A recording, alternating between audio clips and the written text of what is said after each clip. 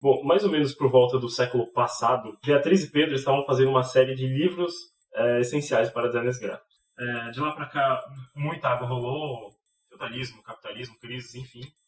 E até rolou alguns vídeos aí sobre Django, uns vídeos pessoais, umas coisas. Mas eis que essa série não deve ficar esquecida, porque achamos que é importante disseminar alguns desses livros que achamos que são interessantes para os designers gráficos. Então, eis que eu retorno com Edição e Design.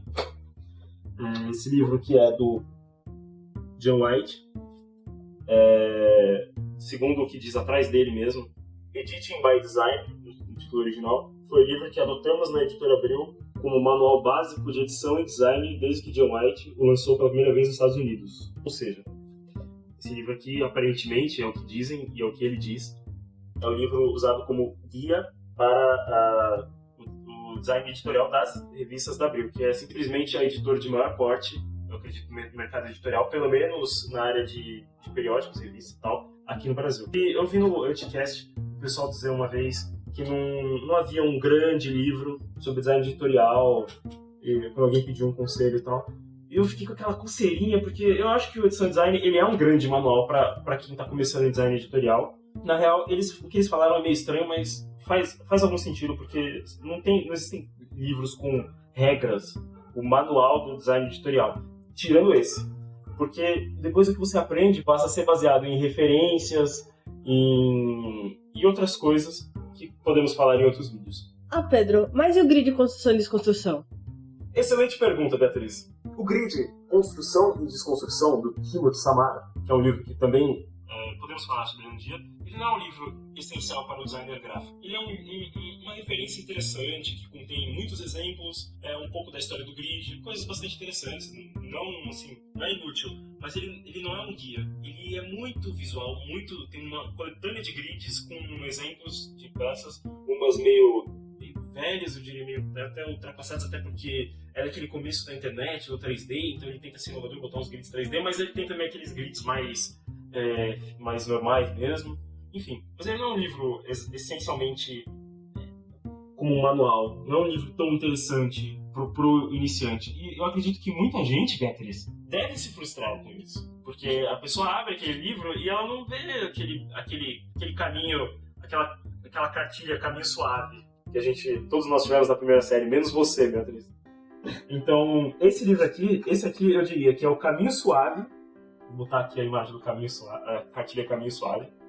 Esse aqui é o Caminho Suave do design editorial. Como é que funciona a abordagem desse livro? O John White, ele toma a liberdade de simplesmente falar o que deve ser feito e o que não deve ser feito. É bem interessante. E por que eu acho legal isso? Porque os inexperientes não sabem o que fazer. Então, quando alguém diz pra eles o que fazer, pelo menos eles vão fazer alguma coisa direito. E também não é tão assim, faça isso, faça aquilo, mas ele dá algumas diretrizes básicas. Não. Quem já é mais experiente sabe que uma regra no design sempre quebre regras. Você tem que conhecer a regra e depois você quebra ela. A gente vê isso, por exemplo, nos trabalhos do David Carson, que impressionou muita gente por quebrar milhões de regras do design. E, de alguma forma, ele sabia o que ele estava fazendo. E foi isso, justamente, que foi interessante no trabalho dele. Ele não era designer, mas eu acho que ele sabia o que ele estava fazendo. É bastante interessante como ele trata a edição. Esse livro, apesar de a gente falar que é um livro editorial, sobre design editorial, ele não trata a edição como puramente fazer uma revista ou um livro. Ele trata a edição como se fosse assim como o design está para a arte, a edição, o design editorial, está para a arte sequencial, digamos assim. É como se fosse o design da arte sequencial. Porque quando você folheia uma revista, existe uma sequência de páginas e tal, e isso cria um movimento e tudo mais, e ele trata dessa forma. Ele dá até exemplos como esse aqui. Essa é uma ilustração que ele está mostrando uma pessoa entrando num prédio e passando pelas diversas sensações, certo? Olha o exemplo que ele dá. Isso significa que ele já está pensando num ponto além da edição, mas também no design da experiência. Porque o usuário interage com um livro e uma revista. Ele escolhe quando ele quer virar a página ou não. Então, isso é um design de experiência. Como é que eu vejo isso se movimentar? E é interessante os exemplos, meta-exemplos que ele usa. Por que meta-exemplos? Porque o livro, Edição e Design, é um projeto de design editorial. Então ele usa o próprio design do livro para te explicar sobre design editorial, o que é simplesmente genial, assim. Parece até que tá dando spoiler, né? Porque é legal a surpresa de quando você tá lendo e descobre isso, mas ele tem essas páginas aqui, consegue ver? E aí tem um soldadinho aqui que vai andando. Então, em outras palavras, ele usa a própria diagramação do livro para ensinar sobre diagramação. Isso que é o bacana. Ele mostra muitos exemplos visuais, é um livro muito corajoso, assim, ele faz umas coisas até mesmo bizarras. Você pega aqui, ele coloca essa página aqui, e ele coloca essa página aqui como se fosse, coloca invertida com essa, para dar a impressão de que a página está transparente, mostrando o tipo de coisa que você pode fazer que ninguém pensa em fazer. Parece até que a tinta vazou para outra página, ele comenta isso. Então ele mostra exemplos, e assim, ele aborda, os assuntos que ele aborda são muito bem organizados. Ele fala sobre quantas colunas, uma coluna fica aparecendo de tal jeito, 2 colunas fica de tal, 3 colunas. Isso é muito utilizado em design editorial como referência para saber quantas colunas você deve usar na sua publicação. Ou assim, até mesmo na construção do seu grid. Bom, eu vou listar aqui 5 coisas que eu aprendi de interessantes com esse livro. Primeira, isso na verdade eu já sabia, mas esse livro só me confirmou. Centralizar é boring, como uma sepultura. A segunda, quando você está editando fotos de pessoas, alinhe sempre as pessoas pelos olhos, e não pelo topo da cabeça, pelo queixo. Sempre alinhe pelos olhos. Assim, se você quiser passar a sensação tranquila e calma e confortável. Se você quiser passar turbulência, você não faz isso. O que também é útil saber. Se você quiser passar turbulência, não alinhe os olhos e a coisa fica turbulenta. Terceiro, não quebre a sua diagramação colocando imagens que quebram a leitura do leitor.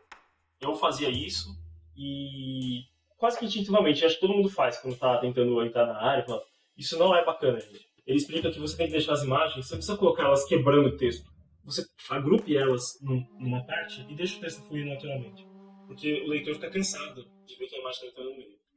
E se você usar uma coluna muito grande, as pessoas ficam com dificuldade quando termina uma linha para pular para outra.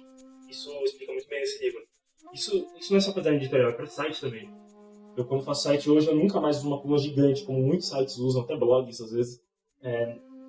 Por não saber disso, acabam usando essas linhas gigantes achando que fica melhor. Na verdade, a pessoa toma mais tempo para passar de uma linha para outra e ela não consegue, ela se perde, ela tem uma dificuldade enorme. Quando você faz isso, quando você é obrigado a fazer isso, você tem que aumentar a interlinha. Se explica nessa parte aqui. Vai o dedo aqui, tem que aumentar a interlinha aqui. Provavelmente não vai dar para ver porcaria nenhuma, porque o encoding do YouTube vai transformar tudo isso aqui em artefatos de pixels com fractal noise. Mas enfim.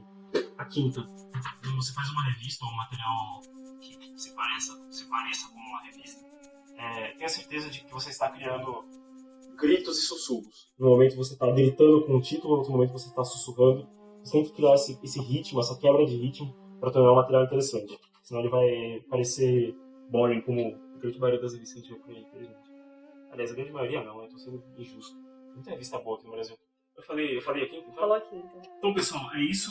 A edição e design do John White, o indispensável manual do bom senso. É exatamente isso. Um livro que fala de bom senso no design, e se você souber quebrar as regras, deixe quebras, manda o John White pro puta que pariu quando você não sabe o que fazer.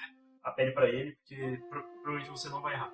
Lembre-se de se inscrever no canal, caso você queira receber as atualizações. Estamos postando com mais frequência. É isso e